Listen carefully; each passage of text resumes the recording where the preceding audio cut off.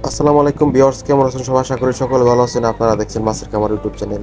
তো আজকে সকালে আমি মাছকে খাবার দেওয়ার সময় হঠাৎ করে খেয়াল করে দেখলাম আমার গাপি মাছের যে হাউস আছে, সেই হাউসে সব গাপিগুলোকে পানি নষ্ট হয়ে গেছে এবং মাছের গায়ে ফাঙ্গাস লাগছে। তার জন্য আমি আজকে সব পানি চেঞ্জ করবো এবং মাছগুলো ধরছি। মাছগুলো ধরে আমরা একটি আলাদা জায়গায় রাখবো। তারপরে হচ্ছে মাছের পানি চেঞ্জ করে হাউস ক্লিন করে হাউসের সব ময়লা পরিষ্কার করার পর তারপর আমরা হাউসটি সুন্দরভাবে ধুয়ে পরিষ্কার করে তারপরে আমরা মাছগুলোকে নতুন পানিতে ছাড়বো ইনশাল্লাহ। কারণ আমাদের মাছে ফাঙ্গাস লাগছে। তো ফাঙ্গাস লাগার কারণ হচ্ছে কিছুদিন আগে বৃষ্টি নামছিল, তো বৃষ্টিতে অনেক গাছ থেকে ময়লা পড়ছিল, তার জন্য মনে হয় যে পানি নষ্ট হয়ে গেছে এবং মাছের ফাঙ্গাস লাগছে। তো সেই জন্য মাছের যদি ফাঙ্গাস লাগে তাহলে এর করণীয় হচ্ছে সুন্দর করে মাছটি ধরে এবং মাছকে একটু পটাশ দিয়ে গোসল করাই দিতে হবে। হালকা করে পটাশ দিয়ে গোসল করাই দিলে ফাঙ্গাসটি মারা যাবে।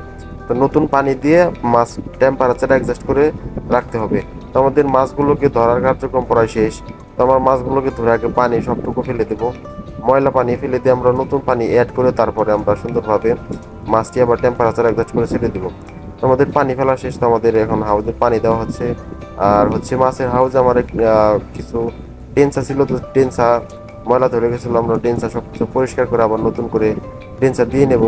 তোমাদের পানি দেওয়া কার্যক্রম পরে শেষ, আমরা ডেন্সা এখন দিয়ে নেবো। কারণ ডেন্সা দেওয়ার কারণ হচ্ছে আমাদের সবগুলো গাপি হচ্ছে লোড ছিল, তার জন্য আমাদের গাপিগুলোকে ডেন্সা দিয়ে দিয়েছি। কারণ বাচ্চা দিলে ডেন্সার ভিতরে লুকিয়ে থাকতে পারবে, তার জন্য আমাদের ডেন্সা দেওয়া। তো ডেন্সার থেকে আমরা কিছু বাচ্চাও কালেক্ট করি। বাচ্চা আমরা একসাথে রাখি না, কারণ হচ্ছে অনেকগুলো মাছ এখানে বাচ্চা খেয়ে ফেলে, তার জন্য এখানে হচ্ছে আমাদের এই যে টেট্রা এবং গাপি একসাথে রাখা হয়েছে। মার্শাল্লাহ অনেক সুন্দর কোয়ালিটি। তো দেখতে পাচ্ছেন মাছগুলো আমাদের টেম্পারেচার অ্যাডজাস্টে দেওয়া হয়েছে। তো আমাদের টেম্পারেচার অ্যাডজাস্ট হয়ে গেলে আমরা মাছগুলো ছেড়ে দেবো। গাছগুলো আমরা সুন্দরভাবে দিয়ে নিলাম, একটা অক্সিজেন স্টোন দিয়ে নিলাম। কারেন্ট ছিল না কিছুক্ষণ আগে, এখনো বর্তমানে কারেন্ট আছে। তো এই দেখতে পাচ্ছেন এই হচ্ছে পটাশ। পটাশ যারা চিনেন না তারা হচ্ছে এই দেখে নেন, এটা হচ্ছে পটাশ। পটাশ হচ্ছে মাছের রোগ জীবাণু মুক্ত করার জন্য ব্যবহার করা হয়। এই পটাশ দিয়ে একটু আমরা গোসল করে নেব, কারণ হচ্ছে পটাশ দিয়ে গোসল না করাইলে অনেক ক্ষেত্রে মাছে ফাঙ্গাস থাকে। মাছে ফাঙ্গাস থাকলে তাহলে আবার আবার ফাঙ্গাস লাগার সুযোগ থাকে।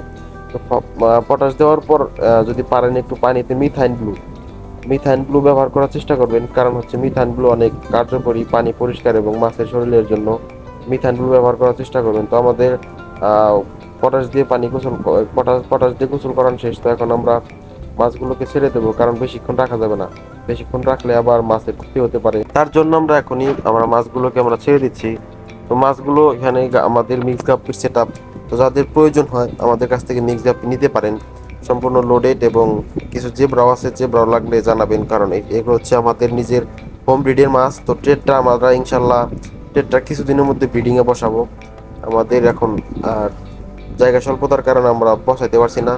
ট্যাঙ্ক রেডি করে আমরা কিছুদিনের মধ্যে ইনশাল্লাহ সব মাছগুলোকে ব্রিডিংয়ে বসাবো। তো আমাদের মাছগুলো সারা শেষ। তো এখন আমরা ট্যাঙ্কের একটা ছোট্ট করে ভিউ নেব, সুন্দর একটা ভিউ নেওয়ার চেষ্টা করবো। তো আমাদের মাছগুলো এখন সারা শেষ। তো দেখতে পাচ্ছেন আমাদের হচ্ছে নিচেও একটু পটাশ পড়ে গেছে। তো এই পটাশগুলোকে থাকলেও সমস্যা হবে না, পানি শোধন করার জন্য ভালো হবে। তো এই হচ্ছে আমাদের আজকের সেট আপ। তো আজকের ভিডিও পর্যন্ত ভালো থাকবেন, সুস্থ থাকবেন। তো চ্যানেল যারা নতুন আছেন সাবস্ক্রাইব করে পাশে থাকবেন। আসসালামু আলাইকুম রহমতুল্লাহ।